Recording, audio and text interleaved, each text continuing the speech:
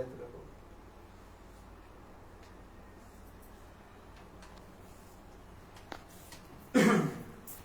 ನಮಸ್ಕಾರ ಸ್ನೇಹಿತರೆ, ಏನು ಇವತ್ತು 15ನೇ ತಾರೀಕು ಮಂಗಳವಾರ ಎಲ್ಲ ನಮ್ಮ ಒಕ್ಕೂಟದ ಎಲ್ಲ ಮಹಿಳಾ ಅಧ್ಯಕ್ಷರು ಮತ್ತೆಲ್ಲ ನಮ್ಮ ಅಧ್ಯಕ್ಷರೆಲ್ಲ ಸೇರಿ ಇವತ್ತು ನಾಳೆ 11ನೇ ತಾರೀಕಿದ್ದಂತ ಹೋರಾಟ, ಆ ಹೋರಾಟದ ಬಗ್ಗೆ ಒಂದು ಚರ್ಚೆಯನ್ನ ನಡೆಸಿದ್ವಿ. ಆ ಚರ್ಚೆಯಲ್ಲಿ ಎಲ್ಲರೂ ಕೂಡ ಒಮ್ಮತದಿಂದ ಏನೊಂದು ಪರ್ಮಿಷನ್ ಹಾಕಿದ್ದೀವಿ ನಾವು, ಪರ್ಮಿಷನ್ ಈ ಹೋರಾಟಕ್ಕೆ ಒಂದು ಫ್ರೀಡಂ ಪಾರ್ಕ್ ಹೋರಾಟ ಮಾಡ್ತೀವಿ ಅಂತ ಪರ್ಮಿಷನ್ ಹಾಕಿದಾಗ ಪೊಲೀಸ್ನವರು ಪರ್ಮಿಷನ್ ಅನುಮತಿ ಕೊಟ್ಟಿಲ್ಲ. ಅನುಮತಿ ಕೊಡದಿರುವಂತ ಕಾರಣ ಈ ಹೋರಾಟವನ್ನ ನಾವು ಈ ಮುಂದೂಡ್ತಾ ಇದ್ವಿ. ಮತ್ತೆ ಈಗ ಬೇಡ, ಹೋರಾಟಕ್ಕೆ ಏನು ಪರ್ಮಿಷನ್ ಇಲ್ಲದೇನೆ ನಾವು ಕೂಡ ಕಾನೂನು ವಿರುದ್ಧವಾಗಿ ಹೋಗುವಂಥದ್ದು ಬೇಡ ಅಂತೇಳಿ ನಾವು ಈ ಹೋರಾಟವನ್ನ, ಆಮೇಲೆ ಏನು ದರ್ಶನ್ ಅಭಿಮಾನಿಗಳು ಬಹಳ ಹೆಚ್ಚಿನ ಸಂಖ್ಯೆಯಲ್ಲಿ ನಮ್ಮ ನಟರಾಜ್ ಅವರಿಗೆ ಬಹಳಷ್ಟು ಜನ ಎಲ್ಲರೂ ಫೋನ್ ಮಾಡ್ತಾ ಇದ್ದಾರೆ. ತಮ್ಮೆಲ್ಲರಿಗೂ ಕೂಡ ನಾಳೆ 11ನೇ ತಾರೀಕು ಹೋರಾಟವನ್ನ ಮುಂದೂಡಿದೀವಿ. ದಯಮಾಡಿ ಯಾರು ಕೂಡ ನಾಳೆ ಬಂದು ಯಾರು ಕೂಡ ಅಲ್ಲಿ ಫ್ರೀಡಂ ಪಾರ್ಕ್ ಬರೋದು ಬೇಡ ಅಂತೇಳಿ ನಾನು ಹೇಳಲಿಕ್ಕೆ ಇಚ್ಛೆ ಪಡ್ತೀನಿ. ಆತ್ಮೀಯರೇ ಹಾಗೂ ದರ್ಶನ್ ಅಭಿಮಾನಿಗಳಲ್ಲಿ ಮನವಿ ಮಾಡಿಕೊಳ್ಳೋದೇನೆಂದ್ರೆ, ನಾಳೆ ದರ್ಶನ್ ಪರವಾಗಿ ಹಾಗೂ ದರ್ಶನ್ ಕೊಲೆ ಪ್ರಕರಣದಲ್ಲಿ ತನಿಖಾಧಿಕಾರಿಗಳ ವಿರುದ್ಧ ಒಂದು ಹೋರಾಟಕ್ಕೆ ಕರೆ ಕೊಟ್ಟಿದ್ವಿ. ಸರಿಯಾದ ರೀತಿಯಲ್ಲಿ ಸ್ಥಳ ಪರಿಶೀಲನೆ ಮಾಡದೇ ಇರತಕ್ಕಂಥದ್ದು ಮತ್ತೆ ಸುಳ್ಳು ದಾಖಲೆಗಳನ್ನ ಸೃಷ್ಟಿ ಮಾಡಿ ನ್ಯಾಯಾಲಯಕ್ಕೆ ನೀಡಿರ್ತಕ್ಕಂಥದ್ದು ಅನೇಕ ಜಾಲತಾಣಗಳಲ್ಲಿ ಮಾಧ್ಯಮಗಳಲ್ಲಿ ವಕೀಲರು ಅಥವಾ ಇನ್ನೊಂದಷ್ಟು ಮಾಧ್ಯಮ ಮಿತ್ರರು ಮಾತಾಡಿರೋದನ್ನ ಕಂಡು ಒಂದು ದರ್ಶನ್ ಪರವಾಗಿ ಒಂದು ಧ್ವನಿ ಎತ್ತಿರ್ತಕ್ಕಂಥದ್ದು ತಾವೆಲ್ಲರೂ ಗಮನಿಸಿದ್ದೀರಾ. ಆದರೆ ಎಲ್ಲೋ ಒಂದ್ ಕಡೆ ಪೊಲೀಸ್ ಅಧಿಕಾರಿಗಳ ವಿರುದ್ಧ ಹೋರಾಟಕ್ಕೆ ಕರೆ ಕೊಟ್ಟಾಗ ಪೊಲೀಸ್ ಅಧಿಕಾರಿಗಳು ಅನುಮತಿ ಕೊಡೋದನ್ನ ನಿರಾಕರಿಸಿದ್ದಾರೆ. ಅನುಮತಿ ಕೊಡ್ಲಿಲ್ಲ.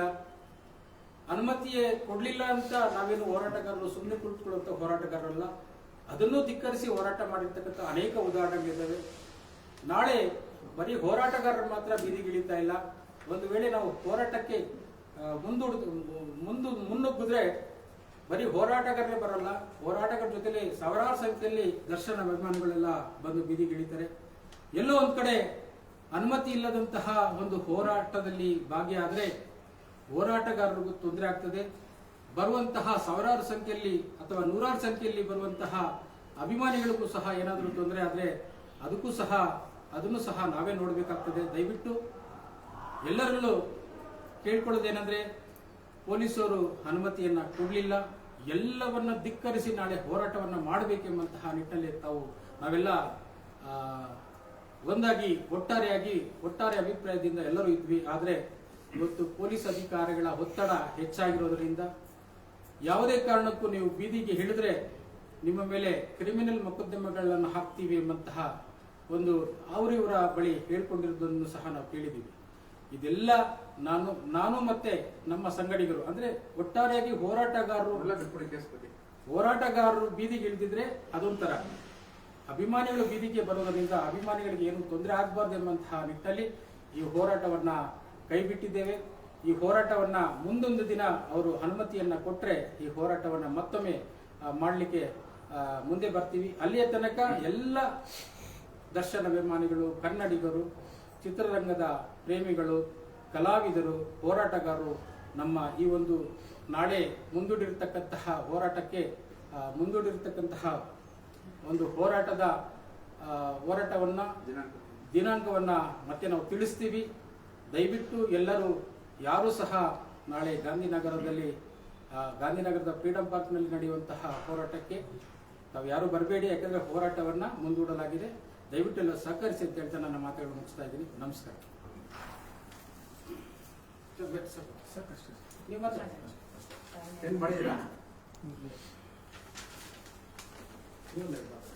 ಸ್ನೇಹಿತರೆ ನಮಸ್ಕಾರ. ನಾನು ನಿಮ್ಮ ಮೇಲ್ಕೋಟೆ ಬೆಟ್ಸ್ವಾಮಿಗೌಡ ಮಾತಾಡ್ತಾ ಇದ್ದೀನಿ. ನಾವು ಇವತ್ತು ಕರ್ನಾಟಕ ಸಂಘಟನೆಗಳ ಕನ್ನಡ ಒಕ್ಕೂಟದ ಕಚೇರಿಯ ಮುಂಭಾಗದಲ್ಲಿ ಹಲವಾರು ರಾಜ್ಯಾಧ್ಯಕ್ಷರುಗಳು, ಸಂಘಟನೆಗಳು ಸೇರಿಕೊಂಡು ನಾಳೆ ಏನು ಕರೆ ಕೊಟ್ಟಿದಂತಹ ಒಂದು ಹೋರಾಟಕ್ಕೆ ಒಂದು ಪೂರ್ವಭಾವಿ ಸಭೆ ಅಂತಿಮ ತೀರ್ಮಾನವನ್ನ ಮಾಡಲಿಕ್ಕೆ ಇವತ್ತು ಸಭೆ ಸೇರಿದ್ದೀವಿ. ಈ ಸಭೆಯಲ್ಲಿ ಹಲವಾರು ವಿಷಯಗಳನ್ನು ಚರ್ಚೆ ಮಾಡಿದ್ರು. ಈ ಒಂದು ಹೋರಾಟದಲ್ಲಿ ಆಗ್ತಕ್ಕಂಥ ಏನಾಗ್ತದೆ, ಏನಾಗಲ್ಲ ಎಲ್ಲವನ್ನೂ ಚರ್ಚೆ ಮಾಡಿ ಈ ಕಡೆಯದಾಗಿ ಪೊಲೀಸ್ ಇಲಾಖೆಯಲ್ಲಿ ಅನುಮತಿ ಕೊಟ್ಟಿಲ್ಲ. ಆದ ಕಾರಣ ನಾವು ಯಾವುದೇ ಕಾರಣಕ್ಕೂ ಕಾನೂನು ಬಾಹಿರವಾಗಿ ನಾವೆಲ್ಲೂ ಕೆಲಸ ಮಾಡಿಲ್ಲ. ಯಾವುದೋ ಒಂದು ಸಾರ್ವಜನಿಕವಾಗಿ ಹಾಸ್ಪಿಟ್ಲ್ ವಿರುದ್ಧವಾಗಿ ಹೋರಾಟ ಮಾಡುವ ಸಂದರ್ಭದಲ್ಲಿ ಅನುಮತಿ ಕೊಡ್ಲಿ ಕೊಡದೇ ಇರಲಿ, ಸಾರ್ವಜನಿಕರಿಗೆ ಅನುಕೂಲ ಆಗಬೇಕು ಅನ್ನೋ ನಿಟ್ಟಿನಲ್ಲಿ ಆಸ್ಪತ್ರೆ ಮುಂಭಾಗದಲ್ಲಿ ಅನುಮತಿ ಇಲ್ಲದೆ ಇದ್ರೂ ಸಹ ನಾವು ಹೋರಾಟವನ್ನ ಮಾಡಿದ್ದೀವಿ. ಮತ್ತೆ ಕನ್ನಡದ ಬಾವುಟದ ವಿಷಯವಾಗಿ ಬಂದಾಗ ತುರ್ತು ಅಂತ ತಿಳ್ಕೊಂಡು ಅದನ್ನು ಹೋರಾಟ ಮಾಡಿದ್ವಿ. ನಾಡು ನುಡಿ ಜಲ ಗಡಿ ಭಾಷೆ ಹೆಣ್ಣುಮಕ್ಕಳ ಒಂದು ಸಮಸ್ಯೆ ಆಗಿರ್ತಕ್ಕಂಥ ಸಂದರ್ಭದಲ್ಲಿ ಅನುಮತಿಯನ್ನು ಲೆಕ್ಕಿಸದೆ, ಯಾಕೆಂದ್ರೆ ಈ ಒಂದು ನಾವು ಹೋರಾಟ ಮಾಡಲಿಲ್ಲ ಅಂತ ಅಂದ್ರೆ ದೊಡ್ಡ ಸಮಸ್ಯೆ ಆಗ್ಬೋದು, ನಾಡಿಗೆ ಕಳಂಕ ಬರ್ಬೋದು, ನಾಡಿಗೆ ಸಮಸ್ಯೆ ಆಗ್ಬೋದು ಅನ್ನೋ ನಿಟ್ಟಿನಲ್ಲಿ ಒಂದಷ್ಟು ಅನುಮತಿಯನ್ನು ನಿರಾಕರಿಸಿದ್ರು ಸಹ ನಾವು ಮಾಡ್ತಾ ಇರ್ತಕ್ಕಂಥದ್ದು ಒಳ್ಳೆ ಕೆಲಸ, ಸಮಾಜಮುಖಿ ಕೆಲಸ ಅಂತ ನಾವು ಪೊಲೀಸ್ನವರಿಗೆ ಮನವರಿಕೆ ಮಾಡಿಕೊಡುವ ಮುಖೇನವಾಗಿ ಒಂದಷ್ಟು ಹೋರಾಟಗಳನ್ನ ಕರ್ನಾಟಕ ಸಂಘಟನೆಗಳ ಕನ್ನಡ ಒಕ್ಕೂಟ ಮುಖ್ಯವಾಗಿ ಎಲ್ಲ ತಮಗೆ ಗೊತ್ತಾಗ್ತದೆ ಗೊತ್ತಿಲ್ವೋ 2019ರಲ್ಲಿ ಕನ್ನಡಿಗರಿಗೆ ಉದ್ಯೋಗ ಸಿಗಲೇಬೇಕು, ನಮ್ಮ ಮೇಲೆ ಎಷ್ಟೇ ಕೇಸ್ ಆದ್ರೂ ಪರವಾಗಿಲ್ಲ, ಸರೋಜಿನಿ ಮಹಿಷಿ ವರದಿ ಜಾರಿಗೆ ಬರಬೇಕು ಅನ್ನೋ ನಿಟ್ಟಿನಲ್ಲಿ ದಿಟ್ಟ ಹೋರಾಟವನ್ನ ಮಾಡಿದಂತಹ ಒಂದು ಕೀರ್ತಿ ನಮ್ಮ ಎಲ್ಲ ಒಕ್ಕೂಟಗಳಿಗೆ ಸಂಘಟನೆಗಳಿಗೆ ಸುಮಾರು 500ಕ್ಕೂ ಹೆಚ್ಚು ಸಂಘಟನೆಗಳು ನಾವು ಮಾಡ್ತಕ್ಕಂಥ ಒಂದು ಹೋರಾಟಕ್ಕೆ ನೂರಾರು ಸಂಘಟನೆಗಳು ಬೆಂಬಲ ಕೊಟ್ಟಿರ್ತಕ್ಕಂಥ ನಿದರ್ಶನಗಳು ಬಹಳಷ್ಟಿದೆ. ನಾಡು ನುಡಿ ಜಲ ಗಡಿ ವಿಷಯವಾಗಿ ಬಹಳಷ್ಟು ಹೋರಾಟವನ್ನ ಮಾಡ್ಕೊಂಡು ಬಂದಿದ್ವಿ. ಹೆಣ್ಣು ಮಕ್ಕಳಿಗೆ ಸಮಸ್ಯೆ ಆದಾಗ ಹೋರಾಟವನ್ನ ಮಾಡಿದ್ವಿ. ಅನ್ಯ ರಾಜ್ಯದ ಹೆಣ್ಣು ಮಕ್ಕಳಿಗೂ ಸಮಸ್ಯೆ ಆದಾಗ್ಲೂ ನಾವು ಮಾನವೀಯತೆ ದೃಷ್ಟಿಯಿಂದ ಹೋರಾಟ ಮಾಡಿರ್ತಕ್ಕಂಥ ನಿದರ್ಶನಗಳು ಹೆಚ್ಚಿವೆ. ಹಂಗಾಗಿ ನಾವು ಮಾಡ್ತಕ್ಕಂಥ ಎಲ್ಲ ಹೋರಾಟಗಳು ಸಹ ಒಂದು ಕಾನೂನು ಚೌಕಟ್ಟಿನಲ್ಲಿ ಇರಬೇಕು, ಸಾರ್ವಜನಿಕರಿಗೆ ಅನುಕೂಲ ಆಗಬೇಕು, ನೊಂದೋರ್ ಪರ ಇರಬೇಕು, ನ್ಯಾಯವಾಗಿ ಇರಬೇಕು ಅನ್ನೋ ನಿಟ್ಟಿನಲ್ಲಿ ಈ ಹೋರಾಟಗಳನ್ನ ಮಾಡ್ಕೊಂಡು ಬಂದಿದ್ದೀವಿ.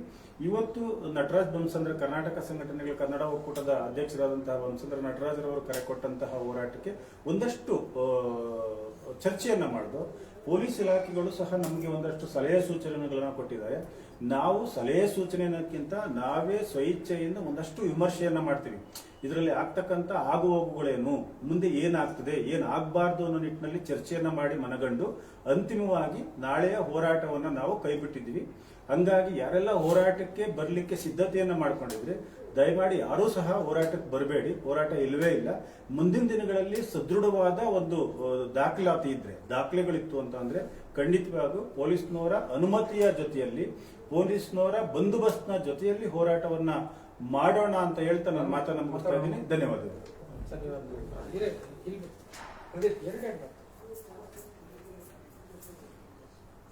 ಏನ್ ಮಾಡಿ ಇದು ಅಭಿಮಾನಿಗಳಿಗೋಸ್ಕರ ನಾವು ಯಾವುದೇ ಕಾರಣಕ್ಕೂ ಅದರಿಂದ ನಾವು ತೆಗಿತಾ ಇಲ್ಲ. ಯಾಕೆಂದ್ರೆ ಅವ್ರಿಗೆ ತೊಂದರೆ ಆಗಬಾರ್ದು, ದರ್ಶನ ಅಭಿಮಾನಿಗಳಿಗೆ ತೊಂದರೆ ಆಗಬಾರ್ದು ಅಂತ ಎಲ್ಲ ರಾಜ್ಯ ಅಧ್ಯಕ್ಷರು, ಮಹಿಳಾ ಅಧ್ಯಕ್ಷರು, ರಾಜ್ಯಕ್ಕೆ ಎಲ್ಲ ಸೇರಿ ಈ ಒಂದು ಚರ್ಚೆ ಮಾಡಿ ಕೈಗೆ ತಗೊಂಡಿದ್ವಿ. ದಯವಿಟ್ಟು ಮತ್ತೆ